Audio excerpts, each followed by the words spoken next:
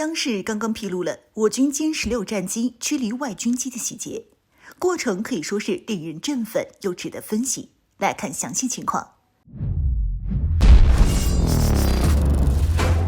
Hello， 各位老铁，大家好，欢迎收看本期迷彩虎，我是虎妞。转眼间，新一代的空军三剑客已经服役了700余架，走入了各战区空军20余个歼击航空兵旅当中，成为了我军的绝对主力。而这些装备在战备一线的表现如何，自然就成了大家最关注的事情。正好这2天，军媒就前往了空军某歼击航空兵旅，报道了歼16在面对周边国家的第一线的表现。这份报道还是含金量很高的，比如报道了该部队一些为了维护我国权益与外军战机进行对抗的细节。其中就有飞行员提到，在一次夜间警巡当中，有遭遇外机非友好挑衅的情况。2架外军飞机在我军歼16前去查证驱离时，不光不回应我军飞行员喊话，还抢先使用机载雷达锁定我军飞机，试图用先手优势逼退我军战机，来达成进一步侵犯我国空中权益的目标。而我军飞行员在遭遇外军别有用心的蓄意抢先锁定后，也依然临危不乱，正确地判断了敌我态势之后，选择钻对手的雷达盲区，主动关闭雷达等可能暴露电磁信号的设备后，钻入超低空，寻找空隙，成功抓住对手6点钟方向的攻击正位。外军飞机见被我军取得态势优势，只能灰溜溜地撤出。而类似这种外军挑衅，采取攻击性姿态接近我军歼16，乃至使用火控雷达锁定的情况，有不止一次。而我军也能够屡屡在这种情况下，通过激烈对抗夺取优势，最终将外机成功驱离。军事是一门讲科学的事情，任何在态势上的改变，任何在对抗中优势的取得，都不会是无来由的，都不可能是没有基础的偶然成果。而我军现在能够在面对周边美国海空军、日本海自乃至加拿大与澳大利亚以及韩国等力量时，长期保持不落下风乃至屡战优势。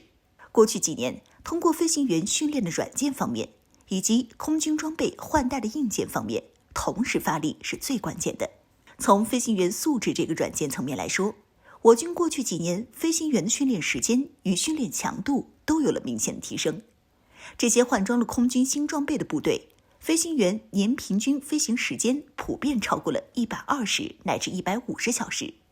部分尖子飞行员甚至有每年数百小时。充足的飞行训练保证了足够好的战备状态与战术素养。而相比之下，美军等周边力量过去几年飞行员的训练水平则在快速下跌。美国空军已经连续2-3年飞行员年平均飞行时间不过100乃至不足90小时了。如果以部队来区分的话，在冲绳的这些驻日美军部队，因为装备老化、妥善率不足，其年平均飞行时数还会更难看。这让我军一线部队的现役飞行员比起美军的现役飞行员来，普遍多出了数十乃至上百小时的年度飞行训练时间。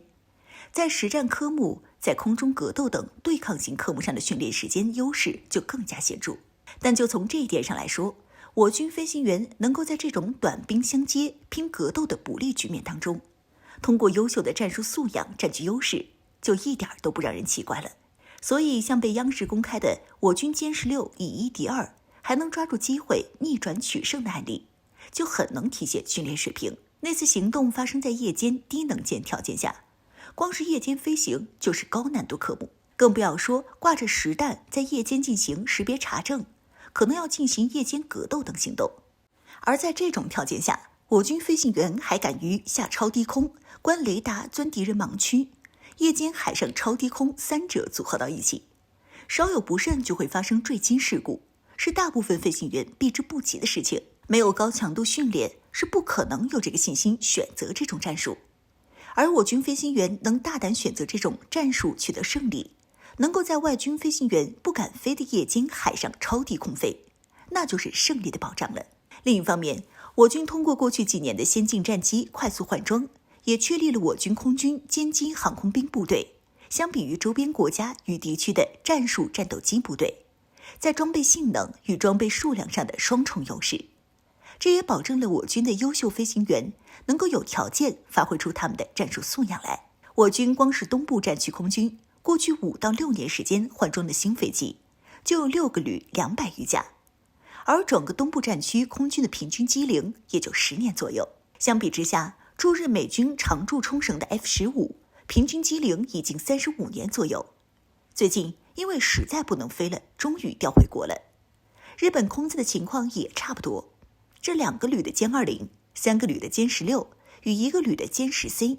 再配上预警机等特种机的支援，其质量远不是驻日美军和日本空自那些飞不动的老 F-15们可以比拟的。新的几十年，在剩余寿命上大得多，在结构强度上可靠得多的飞机，在这种环境下，飞行员自然是更敢于做动作，更敢于往飞行包线的极限去飞行的。而日常的战备飞行，那就是要贴上去拼机动、拼站位、拼格斗能力。谁的飞机更新更好，谁的飞行员素质更高，更能发挥飞机性能，谁的飞行员更敢于做机动，谁就更有优势。当然，这个宣传里其他有意思的东西还有很多，比如这支部队是在战备第一线直接进行的歼16改装，一边改装一边进行战备任务，而不是像既往部队先改装再战备。比如其中提到的战备任务高峰时，单机组每天4到5架次的出动率，这是重型歼击机部队前所未见的。这种高出动是要飞机、地勤与飞行员都有极高能力的等等。但无论如何，咱们在周边地区的空军战术战斗机优势是基本建立起来了。